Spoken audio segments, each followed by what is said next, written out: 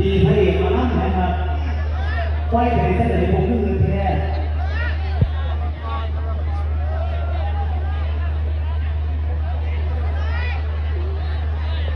ที่วัดคนเมืองเรื่องที่เกิดขึ้นมือคืนนี้บ่แม่นเรื่องเล็กๆน้อยๆบอสนกจนได้สั่งหยุดการแสดงบนเวทีกระทันหันจับมือย่างออกมาประกาศซื้อเอิ้นหาเจ้าหน้าที่ตำรวจพร้อมถามหาเหตุผลทันทีทักทายสบายดี FC แฟนคลับทุกท่านที่เคารพและนับถือเป็นอย่างสูงมาพบมาพ้อกันคลิปนี้มีเรื่องเล่าข่าวสารอัปเดตเนาะการเคลื่อนไหวเกี่ยวกับเรื่องศิลปินเสียงวิหกที่โดนคนทำให้ห่างกายทั้งที่เป็นหมอหลอกหมอลำเป็นพระเอกประจำวงใส่สุดพอกสุดเพชรอย่างดีแต่เป็นอย่างจึงถือเขาเจ้าลุ่มทีลุ่มอย่างต่างๆเมื่อไม่ได้รับความเป็นธรรมบอสนกก็เลยสั่งหยุดการลิ้นกระทันหันประกาศถามเหตุผลกับเจ้าหน้าที่ตำรวจเหตุผลย้อนอย่างพวกเจ้าจึงบ่จับกลุ่มคนที่กระทำผิดคนที่ทำให้ห่างกายคนอื่นตามปกติแล้วมีสิทธิ์จับกลุ่มทันทีเขาเอิ้นว่าเหตุซึ่งหน้านั่นแสดงหมายความว่ามันต้องมีการยุดมีการเจรจามีการห้องใส่กันคันบ่ซั่นพระเอกจะสามารถไปทายเอาบัตรประชาชนได้จังไดไปทายข้อมูลบัตรประชาชนมาได้จังไดอันนี้คือคำถามที่อยากถามนั่นแสดงว่ามีการทะเลาะมีการลงไม้ลงมือทำให้ห่างกายกัน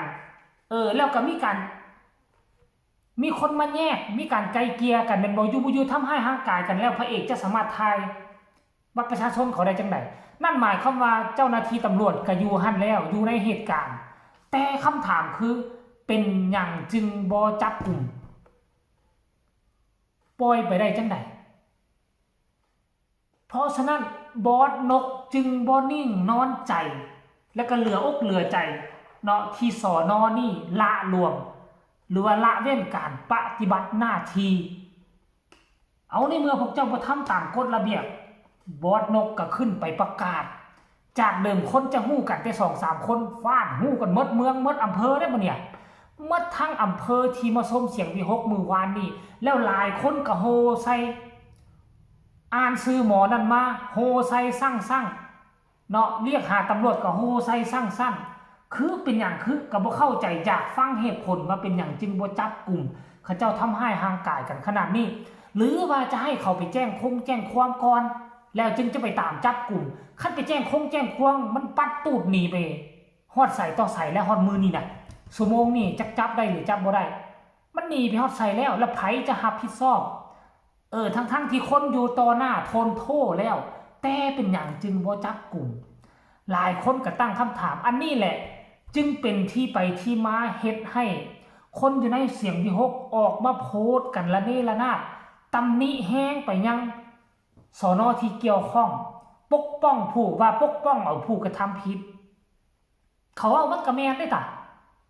เขาลงไม้ลงมือกับศิลปินขนาดนี้แต่กลับกลายว่าบ่จัดการเขาบ่เฮ็ดหยังให้เขาห่วยมันก็เดือดเป็นเรื่องปกติและไผก็เดือดค่อยก็เดือดด้วยกันและคันว่าเป็นแล้วนั้นตอนบอสนกพงศกรถือไม้ลงมาเวทีนี่ลงเข้ามาหน้าเวทีนี่ใส่เสื้อกล้ามสีขาวทรงขายาวใส่หมวกแบบบ่ได้อยู่ในท่าพร้อมที่จะมาแสดงอาจจะแสดงแล้วในช่วงพักผ่อนก็บ่ฮู้แต่ในขณะที่ทุกคนกำลังแสดงจับไม้ลงมาสั่งหยุดกระทันหันประกาศออกสื่อเลยเอามาโลดเอาที่ถ่ายรูปมาน่ะมาอ่านชื่อ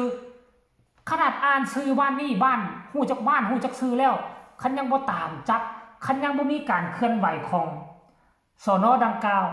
มันจะสร้างความเสียหายสร้างความไว้เนื้อเชื่อใจให้กับประชาชนในท้องถิ่นนั้น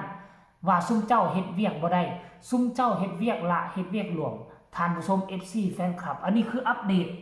ข้อมูลล่าสุดเมื่อวานนี้ค่อยก็คิดว่าเป็นเพียงแต่การโพสต์ธรรมดาเพราะว่าลูกน้องถือเขาทำให้แล้วก็ไปโพสต์ซื่อห่วยความจริงเมื่อวานนี้บอสนกเดือดดาลแห้งได้ถึงขั้นว่าจับไมค์ประกาศสื่อบนเวทีนี่ก็ถือว่านักหน่วงพอสมควรรายละเอียดให้ทุกคนไปเบิ่งคลิปนี้นำกันสากลแล้วจึงมาพอกันในช่วงต่อไปบริษัทโค้ได้บริษัทมีบัตรประชาชนเป็น เมือง ที่เป็นคนปาดขอน ายอภิวัตคนเมืองครับ ที่ไหนนี่แบบ ประชาชน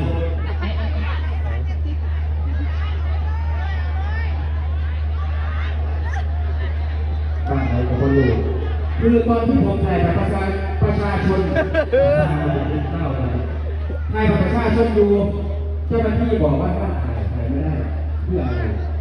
ถ้าเกิดคนจะต่างโกรธยังไงพวกนี้ก็ยัดกันนะอยู่ตรงไหนของประเทศ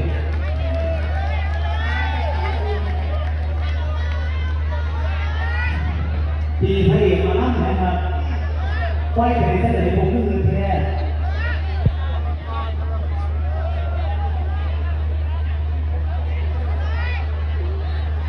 อภิวัตคนเมืองมันไทยประชัดเจ้าหน้าที่ครับอันนี้มีไลฟ์สดนะครับอย่าให้เสียชื่ออย่างขนมไทยนะครับจะบอกให้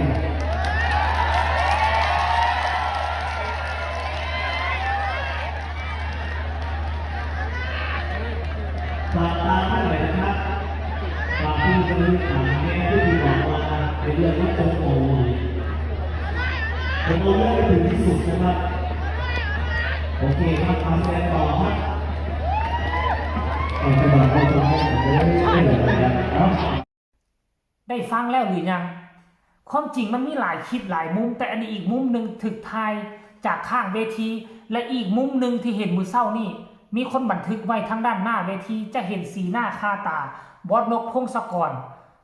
เป็นผู้อ่านเป็นผู้เว้าแล้วก็จะมีพระเอกผู้หนึ่งใส่สุดเพชรก็น่าจะเป็นพระเอกผู้ที่โดนเขาเจ้าทำให้แหละเว้าไปน้ำว่าบ่ยอมขอบบ่ยอมความข้าเจ้าน่ะลงไม้ลงมือกับศิลปินขนาดนี้เป็นอย่างเจ้าหน้าที่ตำรวจจึงว่าปล่อยปะละเลยข้าเจ้าไว้ปล่อยเสือให้ออกจากถ้ำหรือว่าเป็นอีหยังกันบ่หรือว่าเป็นคนเดียวกันบ่กลุ่มเดียวกันบ่อ้ายเอ้ยน้องกันบ่คนบ้านเดียวกันบ่ปกป้องเอาคนที่กระทำผิดงานนี่ถ้าเจ้าหน้าที่ตำรวจอยู่เขตนี้บ่เอาใจใส่บ่เฮ็ดบ่ตั้งใจตามหาชื่อเสียงของข้าเจ้าปี้ป่นกับงานเมื่อคืนนี่บอสนกพงศกรพวกเจ้าคิดดีๆนะอยู่นี่คือมีไล่สดนะนอกจากช่องใหญ่จะไล่สดละช่อง YouTube เป็นร้อยเป็นพันช่องของวงอีกบวกกันโอ้ยโทษค่อยบ้านนี่บ่ต่ำก็ร้อยช่องช่องนี่เขาเจ้าบันทึกทั้งไล่สดทั้งวิดีโอเอาไปปล่อยลงคือชื่อเสียงของเขตนี่นะถือว่าปี้ปนไปหมดแล้วพวกเจ้าเอ้ยนอกกฎหมายมันก็มีทำให้ห่างกายกันมันก็ได้รับการปรับใหม่ใส่โทษตามกฎหมายแต่เป็นอย่างเจ้าหน้าที่ปล่อยไปอันนี้คือคำถามบ่มีคำตอบตั้งแต่เมื่อคืนนี้เป็นต้นมาเอาท่านผู้ชมใครอยากรู้เรื่องเล่าตัวนี้อีกตื้มก็ให้กดไลค์กดแชร์อีกตื้มที่สำคัญจะกดข้ามโฆษณาผู้ใดมีคำตำหนิติชมคำคิดคำเห็นขึ้นในใดต่อเหตุการณ์นี้ให้ส่งข่าวมาได้ทางใต้คอมเมนต์พ่อกันไหมในคลิปหน้าก็แล้วกันสบายดี